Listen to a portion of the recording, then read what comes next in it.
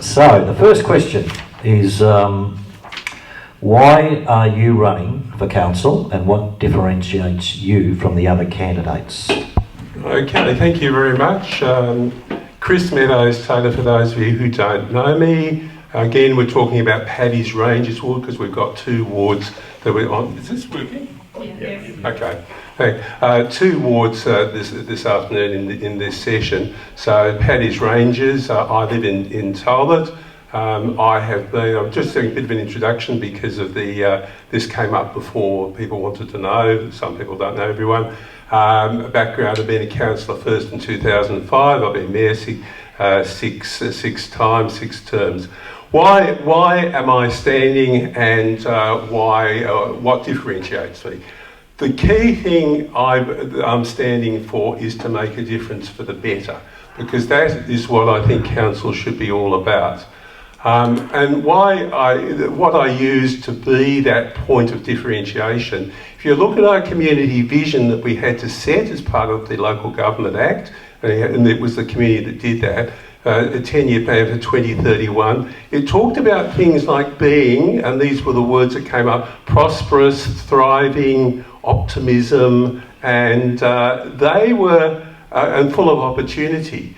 Now, the reality is, much though we love our shire and every part of it, present experience is very different. We sit at the second bottom of what's called the CEFA index of disadvantage.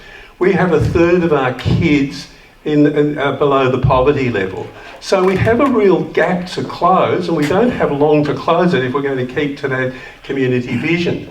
So we have to work differently and creatively to get there. Now, in essence, my work background includes time in the Victorian Public Service and the Department of Premier and Cabinet, a lot of interface with the Commonwealth Government. So I understand about the machinery of government, how things work, how grants work. I've had a lot of background in people and change. I've had regional roles, chaired Regional Tourism Board for a decade. I've talked about my local government experience, involved with the Municipal Association Victoria on the future of local government. We've got big challenges in local government. Rate capping means that we're going backwards, we're going into the red just delivering core services, because the cost of those services is significantly more than the rate cap that's based on CPI, which is a bundle of household goods. So that's a real problem. 13. So we've got a lot of challenges. Grants are drying up. So we need to work creatively to close those gaps, to find new ways of creating new solutions. I bring that background, that ability to do that. And I think that's going to matter to deliver the big things that are really important to create a future for our shire. Thanks, Kel. Can everyone hear me without these? I don't like these very much. So, Ben Green, I live in Talbot. I've lived in Talbot for many years. I love Talbot and I love this entire area. Why am I running? I decided to run only some months ago when I went to a number of community forums in order to show what's happening with the Talbot Futures. And I asked a few questions and I wasn't happy with the responses. The questions I asked was something like this: what is the purpose of the overlay? Why is an old planning overlay not satisfactory merely because it's old? I was very unhappy at the prospect of nominating someone else's property for heritage overlay without their permission. Now, I'm just not like that. I'm a lawyer. I've been a lawyer for nearly 17 years. Before I was a lawyer, I was in the building game for many years. I was a builder's labourer for 10 years and then worked my way around, and I ended up being state manager of a national construction firm, building supermarkets. So I've got dirt under my nails. Also growing up on a farm, and I understand, I'm trying to understand country issues. Our issues in a country shire ain't the same as city governments. And so what I wish to bring, my point of difference, is to recognise that we live in a regional area. Nature affects us. The seasons affect us. Fire affects us. Floods affect us. We actually make things. We grow them, and we make them, and we sell them, and we feed the country, or we clothe the country from our work. I'm also a bit concerned that manufacturing itself, the value adding, is fleeing this area a bit, and I'd like to get the council to be more proactive in encouraging business, good business, sustainable business, to come here. That's all, thank you. Hi, I'm Raymond Sexton. I'm providing some ethnic diversity to the council here, which, if you refer to the previous discussion about diversity in the community, I think the background of all the candidates on the whole council in each ward represents only one background. So I think I'll make that statement. So look, basically I live in Denali. I actually live in Denali. I go up and down to the coffee shops. I go up and down, and then recently, a couple of months ago, 2 coffee shops closed. I don't want to get into all the nitty gritty, but basically there was a little issue and there was no capacity in the community to resolve the issue that arose. In the end, the community lost 2 coffee shops in the space of 2 or 3 weeks. Now, that's what triggered me to join the council, because I've got decades of experience of cross-community work. I've worked in Belfast, I've worked in Crossmaglen. If you think there's issues in Maryborough, Google Crossmaglen, right? So what I'm really saying is my strength is I'm an engineer, I'm well qualified, you can Google me, I'm not going to even tell you what I'm qualified in. What I want you to do is I get things done, and it's a combination of art, science and bull. So I'm good at painting pictures, right? I'm good at really rigor, so don't, whatever you do, don't take me on a legal issue, okay? I'm a trained arbitrator, I'll eat you for breakfast, okay? That's the 2 of them. But then, you and I know when you're dealing with council issues, it's always the 3rd one that you need. It's the bit of bull, because there's a lot of, my wife's a Taurian, I'm an Aries. If you look them up, they're both, there's a lot of arguments. The only thing that solves these problems is humour in the end, right? And there's a lot of crusty people in Maryborough. There's a lot of anti-aircraft guns in Maryborough. If you put anything up on Facebook, the questions... So basically what I'm saying is, I've seen it before. I've dealt with bigger, more difficult, more awkward, more dangerous people. So the community in Maryborough and Denali and Bialaba basically are just an ordinary rural community with ordinary everyday issues, and I think the problems are actually quite simple. So that's why I'm standing for council. G'day, my name's Greg Corcoran. I was raised at Cowsbrook and grew up around the area and loved the area. I moved away over the years, raised my children at an amphitheatre, was involved in Maryborough pony clubs and other sporting facilities for a lot of years. The reason I'm standing for council is that I've had some issues with the council. I own a hangar at the airport, and we had issues there. People signed contracts in good faith, and then we were all told our contracts were null and void. So that's been an ongoing issue for 8 years. Could have been sorted out pretty easy, but because there was deception, I'd say, and mistruths, that started the rot. Then comes the Cowsbrook levy. Waynesbrough said before, the Cowsbrook levy was half designed by the locals and approved by locals and everything like that, and that's so true. And the levy that was designed and approved by the locals would work and would give 95 protection to the town. But if Mother Nature has a bad hair day and she wants to hit us from the river, Cowsbrook's in trouble. Now, the bottom line is I don't think there's anything can save Cowsbrook. If everything came together like 2010 and 11, I think we're in trouble. But as a council, they had a responsibility to give us the best chance, and we didn't get the best chance. They changed it. They they tried to save money. They scraped on different things. Money disappeared.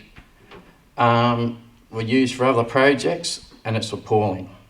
Then when you start looking into everything that goes on, when our council got sacked and everything like that, nothing has changed. Nothing has changed. Your asset register for the council isn't up to date. You ask for information or anything like that, they won't give it to you. So you've got to go for freedom of information. There's an issue out at Cowsbrook. It took us 9 months to get the freedom of information stuff. 30 seconds. But look, overall, I'm just appalled with the council. You've got some really good candidates here at the present time, and I mean, these guys have got experience, and then I've got to announce now that I have to withdraw. Since I nominated, unfortunately, I've had a health problem, and under doctor's advice, I've got to pull out. But I spoke to the Electoral Commission the day after I got out of hospital, and I can't even pull out because of ill health. So what I have to do is, from the Electoral Commission is if they told me I can keep going, I can support whoever I want, but I don't think that's fair on the guys here. And so far I've met these two and a couple of other candidates, and honestly, we've got a chance to change things and improve our area. And that's what this election's all about, is change. And I think I wish these guys the best, and anyone that wants I'm on the roll. If I was going to be voting anyone, I'd be looking at Ben Green. I suppose I shouldn't say that, but I've got issues with Meadows Taylor over the issues for many years. So I'm sorry guys, but I'm out of it.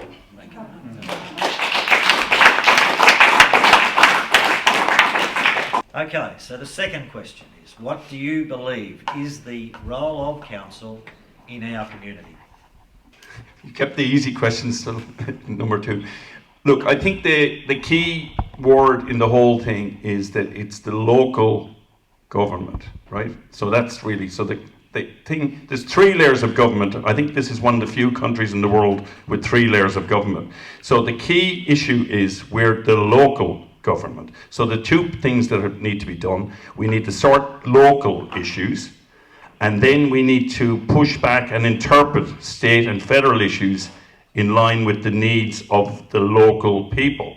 So it's 2 things. So, you know, keep your faith in God and your powder dry. So there's 2 bits. It's a bit like Joe Biden. You have to keep everyone at home happy, and then you got to keep everyone overseas happy. So that's basically the council's role, is to be independent. And just I checked before I came up. I'm from Limerick, and just so you know, Limerick in Ireland has the oldest, it's a charter of a city older than London, right? Now, if you're a mayor in Limerick, as the thing from Maryborough, you're actually the mayor in Limerick, right? Which means that we've had sieges and different things. So what I'm finding is that local government has developed into an administrative rollout arm of every state agency, federal agency, God knows everything else, and it's not really representative of local people. Now, that doesn't mean I'm not in favour of all the issues that I've tried to answer on Facebook. So what I'm saying is, it needs to be local. That's my answer. I'm indebted to my friend to my left for saying what I was going to say.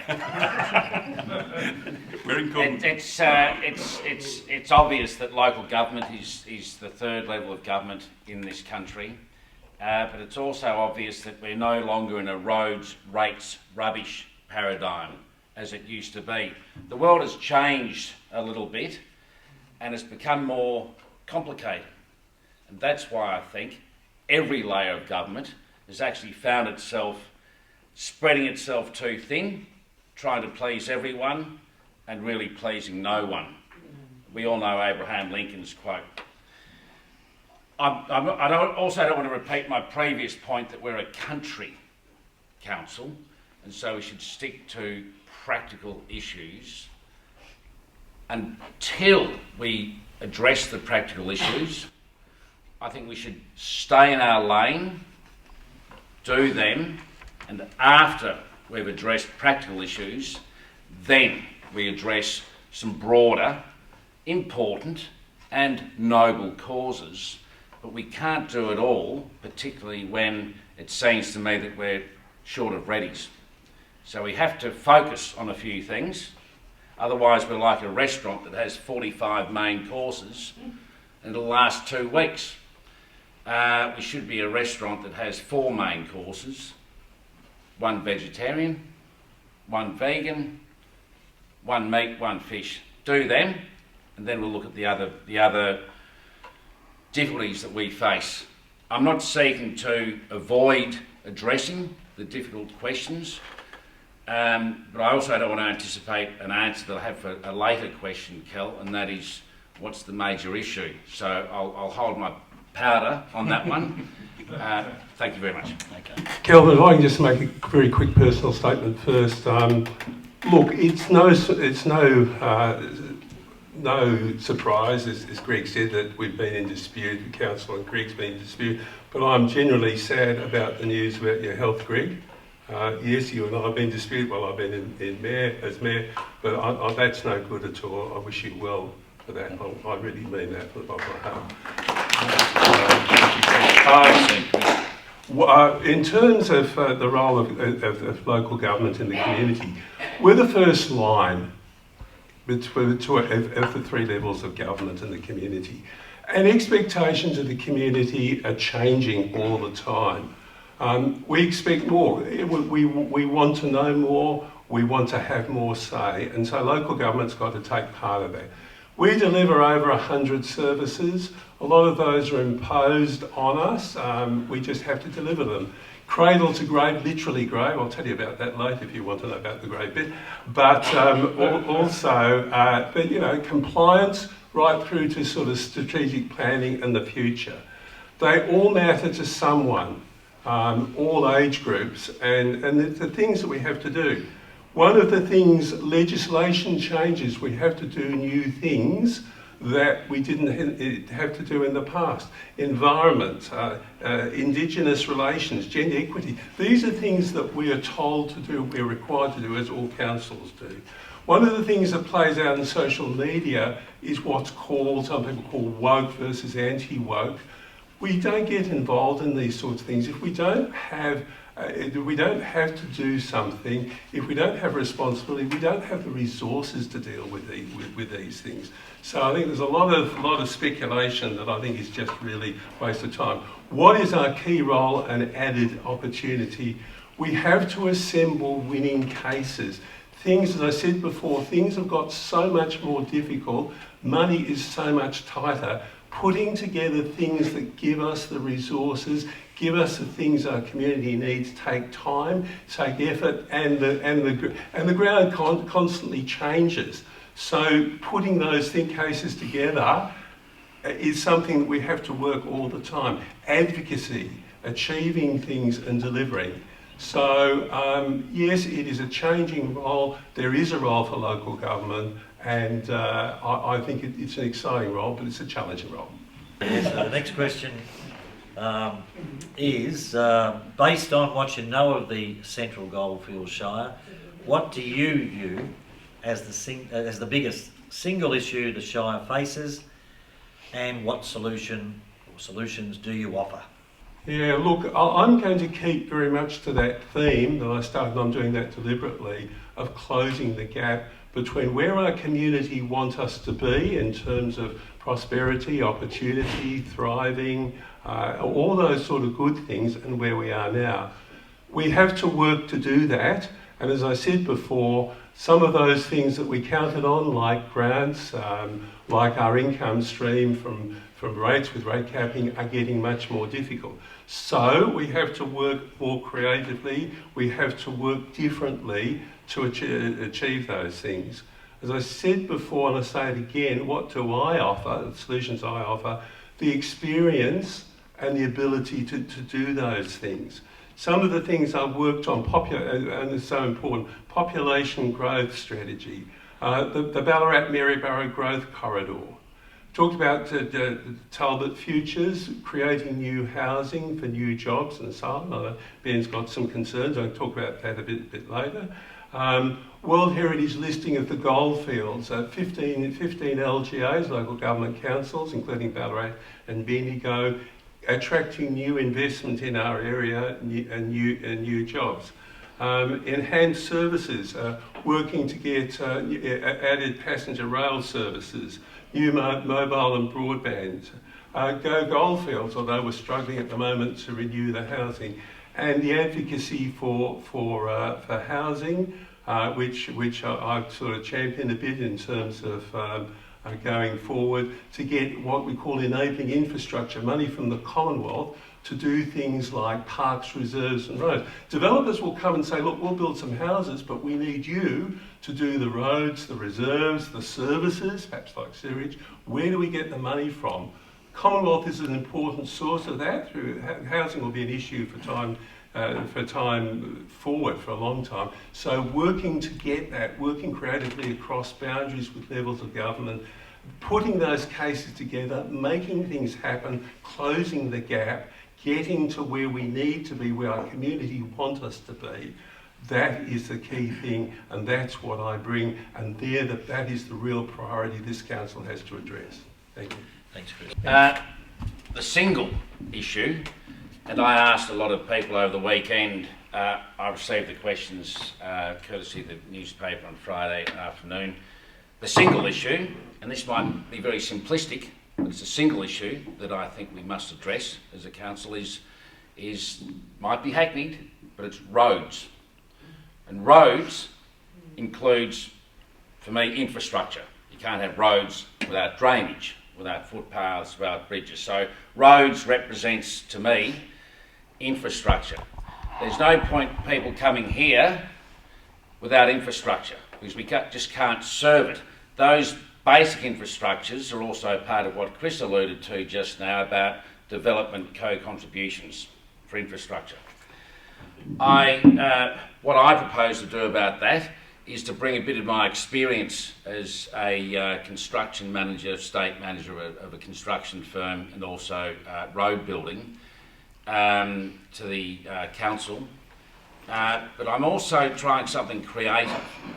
We read in the newspaper that the state government currently has downgraded regional roads from about $210 million to something like $37 or $36 million, which is a huge decrease when it should be going up based on the state of the roads. I drove from here to Camperdown and back yesterday, and the roads all through the area and back are an absolute disgrace.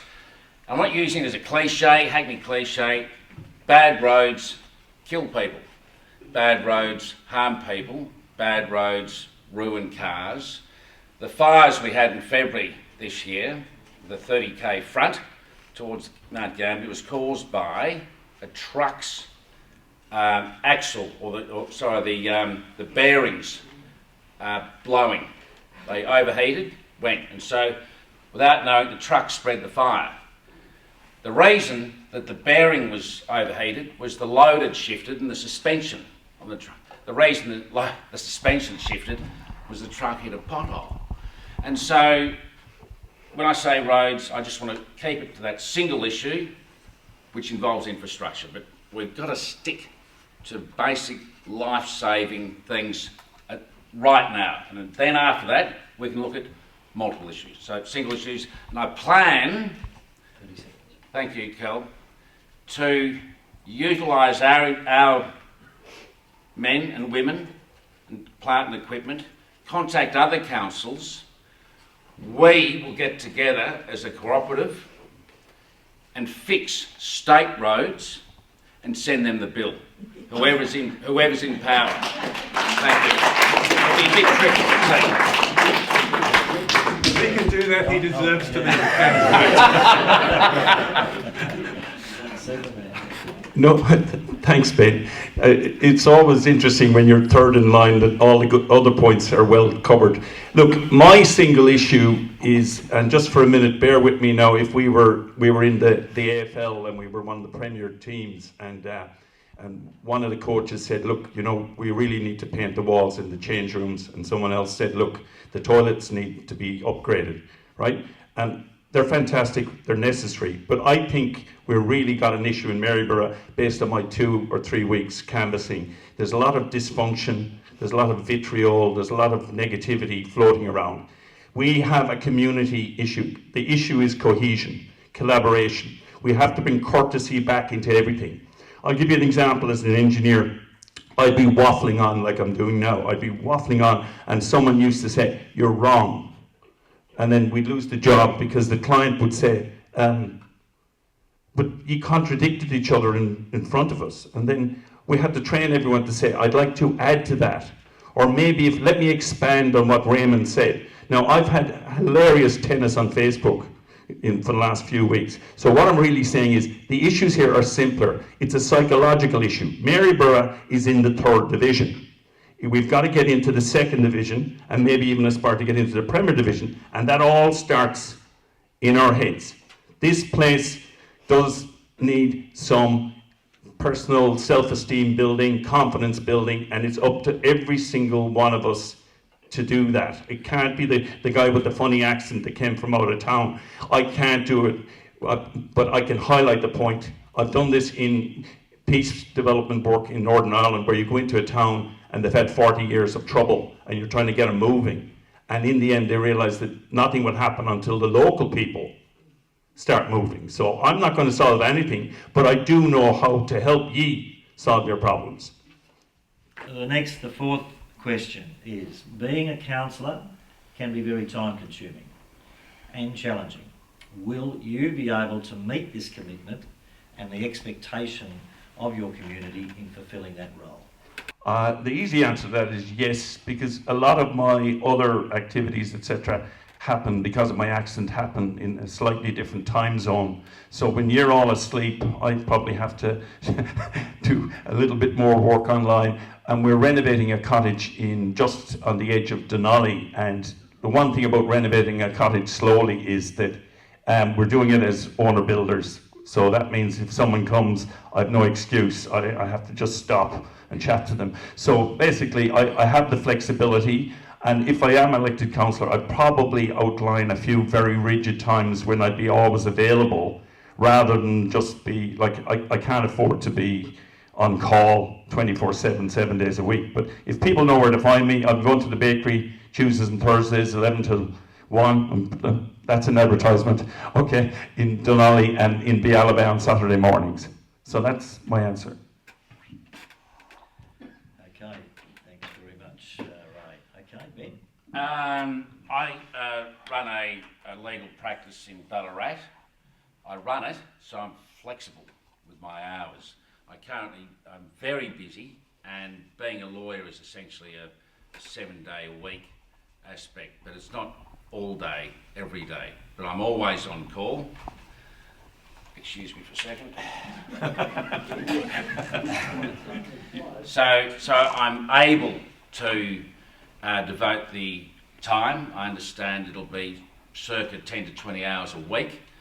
Also, that's the time. In respect to another attribute I've learned over the years, and that is in a courtroom is an interesting place because it forces people who disagree to be close together. It can be tense. So when I'm dealing with an opponent, I'm dealing with the ideas, the concepts. It's not personal. If it gets personal, suddenly it's about the solicitors' egos going up, making themselves look good to each other or themselves. It's not about us, it's about our clients. And so if I have a disagreement with someone, I will disagree about the issues. It ain't personal, because what I want to fix is for the residents' interest, not mine. So I've learnt to be impartial, dispassionate, but also appreciate an opposite and contrary point of view. In fact, there's an old saying as a litigator, if you want to win your case, know your opponent's case better than they do. So we embrace a contrary view, and we might just learn something. And through that learning, that's how we settle cases, by the way, when we can find issues, we don't go nuts with each other. So should I be elected, I'll be bringing that experience and attribute. Yeah, look, as Ben said, there's been a bit of study done a couple of years ago about how many hours councillors tend to work a week, and as Ben said, he talked about 20 hours. 16 to 24 is actually, which averages 20, was the norm. Some work quite a lot more, some work less, but it's quite a lot, and that ranges from all sorts of things, from weekly briefings, councillor meetings, councillor-only sessions, a lot of reading material that came up before in the earlier session. Training is a big issue now. We have to go through statutory training. That's a requirement under the Act. Council committees, regional partnerships, strategic planning. So, and then of course just the ordinary representation issues of our community meetings, and that varies. So yeah, look, a lot of things to do. I've done them for a long period of time. I can do them. I've demonstrated that I can fit in the time to do it, but it does take a lot of time. Apparently, quite recently, there was the MAV Municipal Association was running a course for new candidates, and when they went through how many hours were involved and what the allowance was, about a third of the candidates walked out. So it's at least good that people know what is involved. So yes, look, can do, understand what's involved. It is substantial, but I have delivered that and continue to deliver it if elected. Question 5. What is the most positive event or experience you have enjoyed in the Shire in the last 4 years, and what would be the most positive, exciting thing that you would like to see happen in the next 4 years? Okay, well, I'm going to take a couple of projects and link them back to those overall objectives and priorities too. Now, one of them, and I know Ben has expressed some concerns about that, Talbot Futures. For about 20 years now, we've been trying to get Talbot sewered, and going about it the way that everyone did have to go about things, and a knock at the door of the water authorities who don't want to sewer towns because they don't make a buck out of it and it's just too expensive.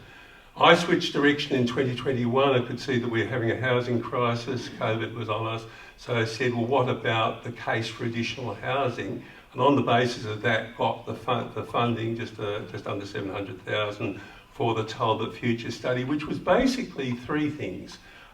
Where Talbot could grow, and that was a lot of community consultation around that and direction.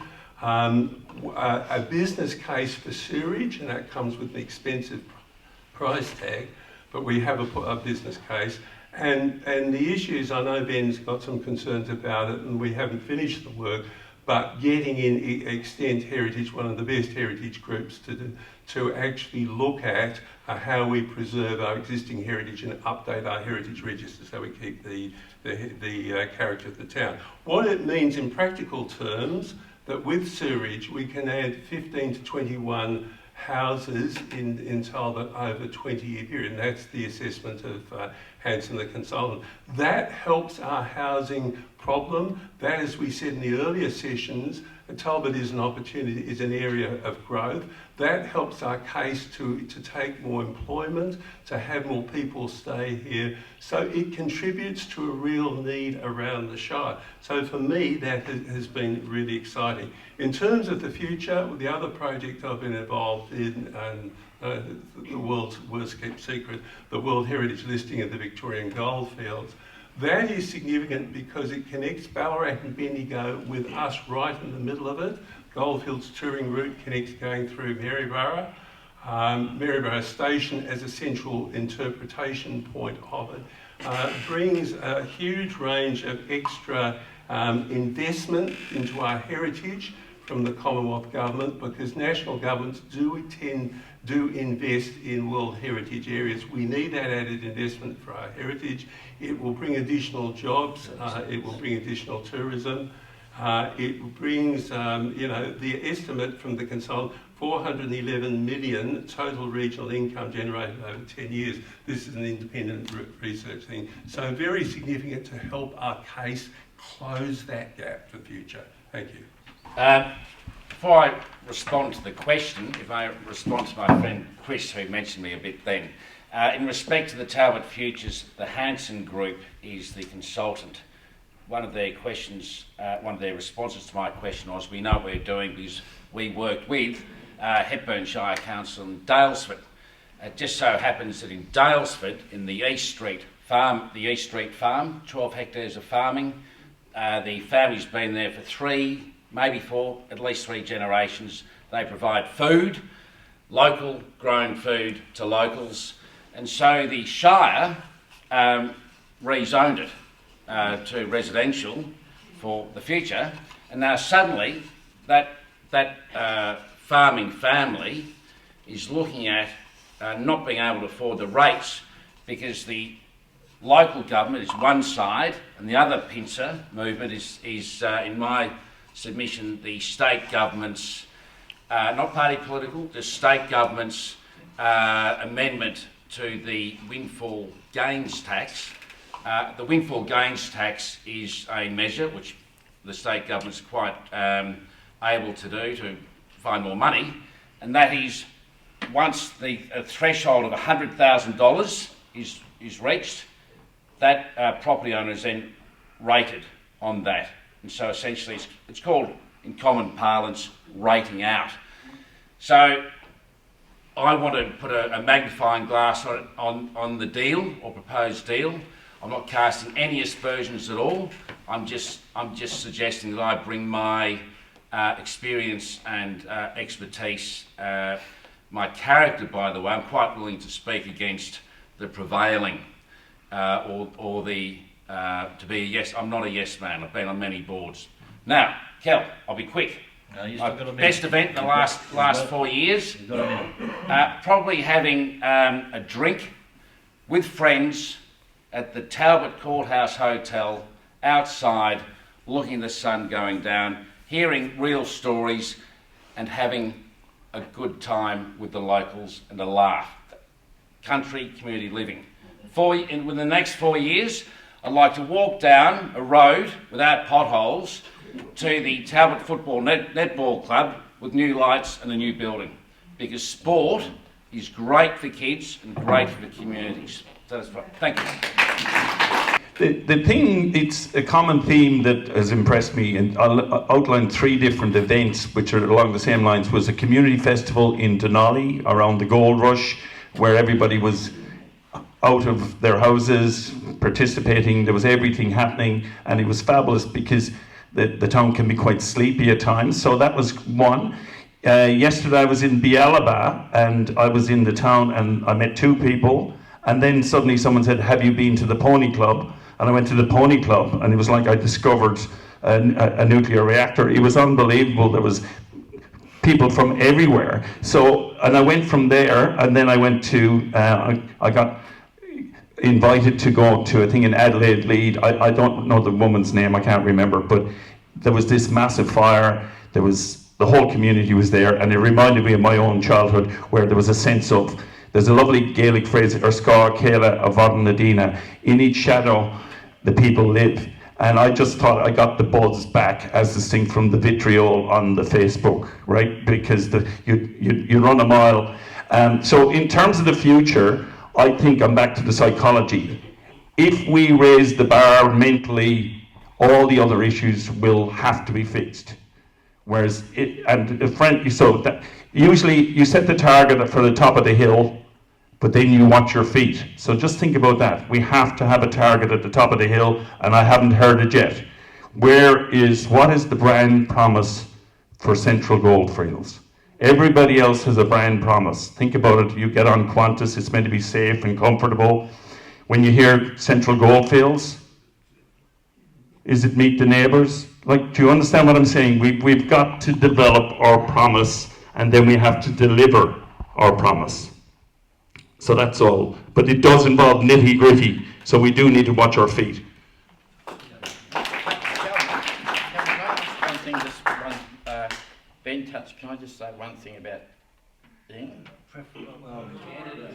Sorry, Greg, I really All right. can't do that.